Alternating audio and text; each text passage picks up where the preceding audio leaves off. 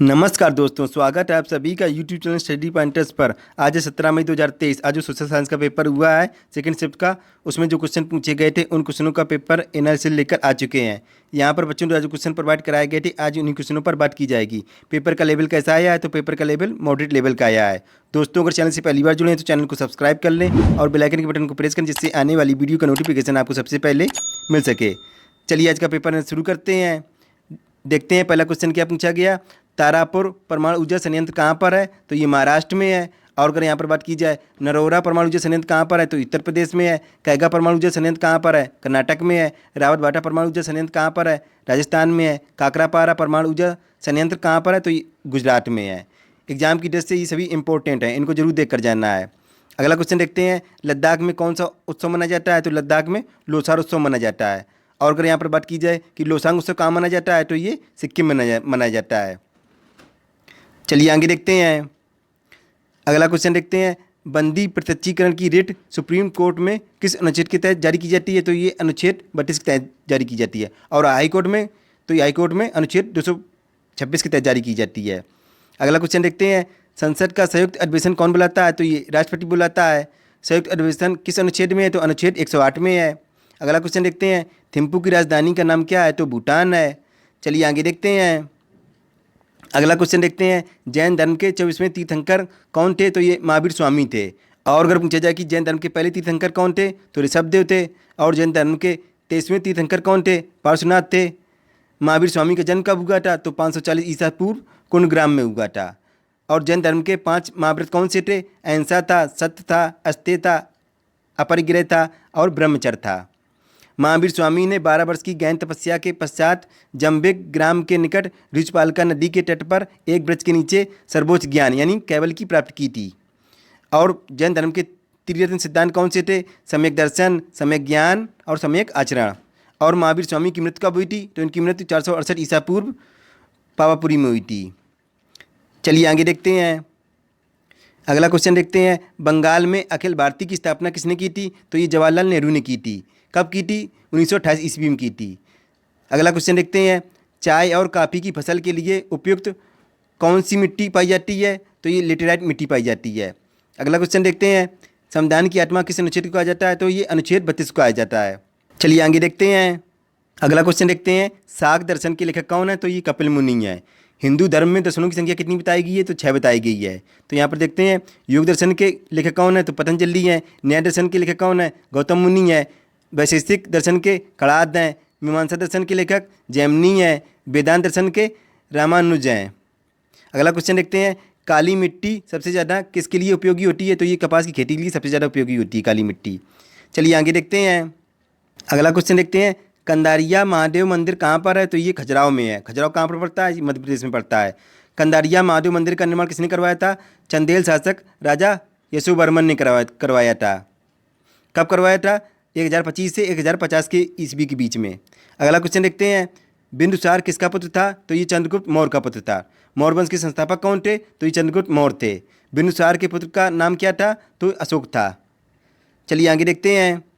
अगला क्वेश्चन देखते हैं। क्षेत्रफल की दृष्टि से देश का सबसे बड़ा वन क्षेत्र किस राज्य का है? तो ये मध्य प्रदेश का राज्य है। कितने प्रतिशत है? 30% है। अगला क्वेश्चन देखते हैं। कौन सी नदी गैर बारामासी नदी नहीं है? तो कौन सी नहीं थी?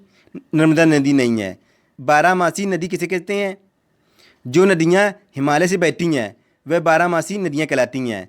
तो बारामासी नदियों के नाम कौन से हैं? गंगा हो गई, ब्रह्मपुत्र हो गई, सिंध हो गई और मेघना नदी। ये सभी बारामासी नदी होती हैं। चलिए आगे देखते हैं। अगला क्वेश्चन देखते हैं। मनरेगा का फुल फॉर्म क्या है? तो मनरेगा का फुल फॉर्म है Mahatma Gandhi national rural employment guarantee act. इसकी हिंदी क्या होगी? महात्मा गांधी राष्ट्रीय ग्रामीण रोजगार गारंटी अधिनियम। पहले इसका नाम क्या था? नरेगा था। कब बदला गया? 2 अक्टूबर 2009 को बदला गया था। अगला क्वेश्चन देखते हैं। ऑरेंज सिटी यानी नारंगी नगर के नाम से किसे जाना जाता है? तो ये नागपुर को जाना जाता है, क्योंकि यहाँ पर उगाए जाने वाले संतरों का एक केंद्र है। चलिए आगे देखते हैं। अगला क्वेश्चन देखते हैं। बंगाली खाड़ी में गिरने वाली नदियों के नाम क्या हैं? तो बंगाली खाड़ी में गिरने वाली नदियों के नाम है गंगा नदी हो गई, ब्रह्मपुत्र हो गई, हुगली नदी, पद्मा, जमुना, मेघना, इरावती, गोदावरी, महानदी, कृष्णा नदी और कावेरी नदी। जो भी आपके ऑप्शन में रहा होगा देख लेना। और अगर यहाँ पर बात की जाए कि अरब सागर में गिरने वाली नदियों के नाम कौन से हैं, तो सिंध नदी हो गई, नर्मदा और ताप्ती नदी, ये सभी अरब सागर में गिरने वाली नदियों के नाम हैं। अगला क्वेश्चन देखते हैं, तुगलक वंश के संस्थापक कौन थे, तो ये गयासुद्दीन तुगलक थे। तुगलक वंश का अंतिम शासक कौन था, मोहम्मद बिन तुगलक था। चलिए आगे देखते हैं। अगला क्वेश्चन देखते हैं, द नेशनल द मेकिंग पुस्तक के लेखक कौन है, तो ये सत्येंद्र नाथ बनर्जी हैं। अगला क्वेश्चन देखते हैं, भारतीय संविधान में अनुच्छेद 330 किससे संबंधित है, तो ये लोकसभा में अनुसूचित जाति यानी एससी और अनुसूचित जनजाति यानी एसटी के लिए स्थानों का आरक्षण है। अगला क्वेश्चन देखते हैं, इंडिका के लेखक कौन है, तो इंडिका के लेखक मेगास्थनीज हैं। चलिए आगे देखते हैं।